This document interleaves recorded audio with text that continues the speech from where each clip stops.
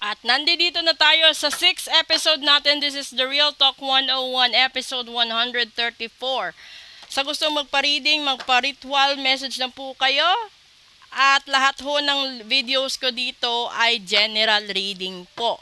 So napakalayo ng individual readings at individual rituals kumpara sa general reading. Lahat ho ng videos na general ho, hindi ho siya gaano ka-effective dahil iba-iba yung vibrations. Okay? So kung gusto niyo talagang na talagang sa inyo yung makukuha niyo at masasagap ninyong mensahe, magpa-book talaga kayo ng reading kasi yung gagamitin kong vibrations is talagang sa inyo lang. Okay? Eto. Endurance, that is badger. Whatever you seek, your tenacity and faith will be paying off. Know that no matter the temporary outer conditions, you will manifest your desires in divine timing and in the form that is best for you. 'Di ba? Divine timing. So ibig sabihin nito, talagang ipinagkakaloob or kagustuhan ng Panginoon at ng ating universe. Ngayon, hindi siya makakamtan sa sinasabing divine timing kung ikaw yung tipo ng tao na merong mga harang sa vibrations mo. Kalimbawa, gayuma, kulam, sumpa, at barang. So, lahat ng readings matutupad lang smoothly kung wala itong sablay na gawa ng tao. Dahil kung dulot lang ng Diyos or pagsubok ng pagkakataon ang dinadanas natin, time will come na makaka-recover ka. Pero kung magtataka ka, ilang buwan, ilang taon na nakalipas, no? Hindi nagbago ang buhay mo. Pero naging masipag ka naman, no? Sinubukan mo namang magtipid, sinubukan mo namang maghanap ng alternative at saka sideline, pero bakit hindi pa rin gumagaan? Dun ka magtaka. Baka may mga karma na sa buhay ng magulang mo, karma sa buhay ng lolo't lola mo na meron ka din. Dahil napakabigat sa buhay ng isang tao ang magmana ng isang karma. Magmana ka ng isang sumpa, magmana ka ng isang kulam. Okay? So, kung ikaw yung tao na gusto mong smooth ang takbo ng buhay mo, kung naglilinis ka ng bahay para maging mabango at kaya-aya ito, kung nagsisimba ka para mabawasan ang kasalanan mo, dapat mo ring huwag kaligtaan. Magpa-cleansing ka para matanggalan ng mansa ang kaluluwa mo. Dahil lahat ng ritual, itinatatak yan sa kaluluwa. So, di ba kapag naglagay ka ng stamp, depende na kung gaano kagaling yung tagatanggal. At depende din yun sa nagpagawa kung gaano kalakas ang loob niyang magtiwala na yung ritual na pinagawa niya ay mangyayari.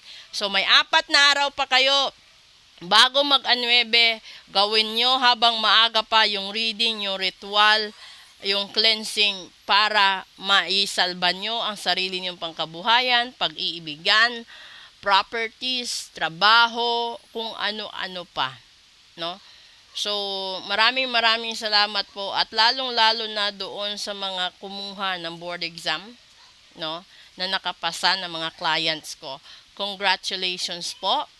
At naway to pa rin nyo yung pangako ninyo na sa bawat tagumpay na meron kayo ay mag-alay kayo ng mga free foods sa street children, sa stray dogs and stray cats in return as a show of thanksgiving, no, doon sa ating mahal na Panginoon. Kasi kalimitan kapag may nagpagawa ng ritual sa akin, sinasabi, kapag ako madam yumaman, kapag lahat ito natupad, babalikan ko kayo. Hindi naman kailangan na balikan nyo ako diretso. Kasi marami pang taong nangangailangan.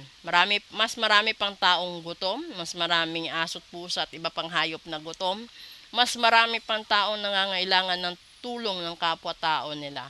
So kung magtagumpay man kayo sa buhay ninyo, sa larangang napili ninyo, bawat isa sa inyo, sana kahit man lang, no, paunti-unti makapagbigay kayo ng libreng pagkain sa aso't pusa at sa iba pang hayop, libreng pagkain sa mga homeless children and homeless kids sa lugar ninyo, para dumating din or darating din ang panahon na lahat ng umuunlad ay tutulong sa mga nakapos sa pangkabuhayan, nang sa ganon gumaan ang buhay ninyo.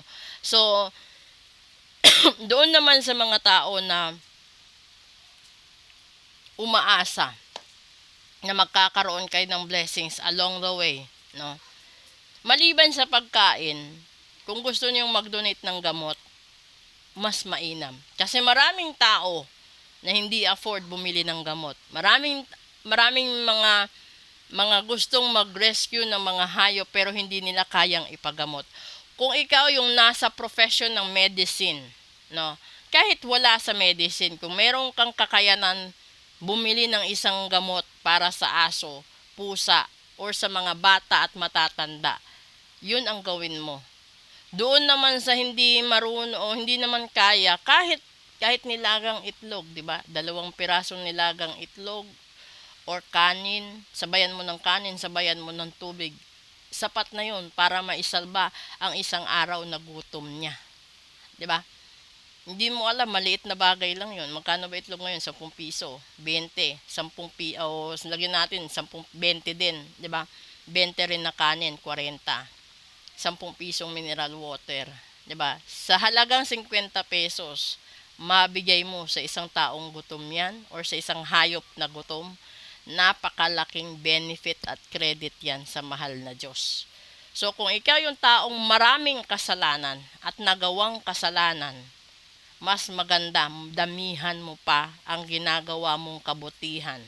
Huwag kang magdamot kung makasalanan ka, huwag kang magdamot para kahit papaano sa bandang huli ng judgment day mo, kayang tumbasan ng nagawa mong kabutihan ang nagawa mong kasalanan sa buhay mo. Di ba? Tatanungin ka, tandaan nyo, hindi ko alam kung nasabi ito, yung mga tao, real talk, kapag namatay, binibigyan lang ng Diyos ng 7 minuto para i-reflect or i-flashback niya ang lahat ng mga good memories na gusto niyang baunin sa kabilang buhay. So pagtapos ng 7 minuto, patay na yan. No? Wala na sa katawan niya ang kaluluwa niya. Baon ng kaluluwa ang memories niya. Depende. Kung gagawa siya ng kabutihan at hindi pa siya tapos sa mission niya, doon papasok ang reincarnation. No? Pero, kung yung mga tao is namatay lang sa aksidente, namatay or nawala nang hindi alam ng pamilya kung saan at paano nangyari, ito ang pinakamahirap. Dahil ang isang taong namatay sa aksidente, ang isang taong nawala at hindi mo na nahanap, hindi mo alam kung buhay o patay na, at hindi siya napagdasalan, habang buhay ito, ang kaluluwa ng taong ito ay maghihirap sa kabilang mundo. Hindi siya makakaakyat. Nandoon lang siya sa gitna. So, kahit anong dasal ang gagawin mo dyan kapag hindi siya nabindisyonan at hindi siya napabigyan ng karampatang dasal. No? Kasi hindi mo naman po pwedeng idasal na kung buhay siya at kung patay siya, wala kasi doon sa salitang kung. Dapat kapag humiling ka, specific. Pero, kung sakaling nawala yung anak mo, nawala kung sino man sa members ng family ninyo, at pinareading mo, no? Tapos binigyan ka ng options, ano gagawin mo? Gusto mong mahanap, di ba? O di nagpahula ka. Nung sinabi na ganito ang gawin at hindi mo sinunod, walang pag-asa na mahahanap mo yan. So, di ba? Yung iba dyan, talagang gumagawa ng hindi lang isa, hindi lang dalawa. Yung iba, ilang taon sinubok ang lahat ng paraan, mahanap lang ang mahal nila sa buhay. So, kung ikaw yung tipo ng tao na nawalan ka ng pag-asa, ibig sabihin, hindi talaga destined na mahanap mo yung taong yun or yung anak mo. Pag-isipan mo, may 4 na araw pa. Good noon!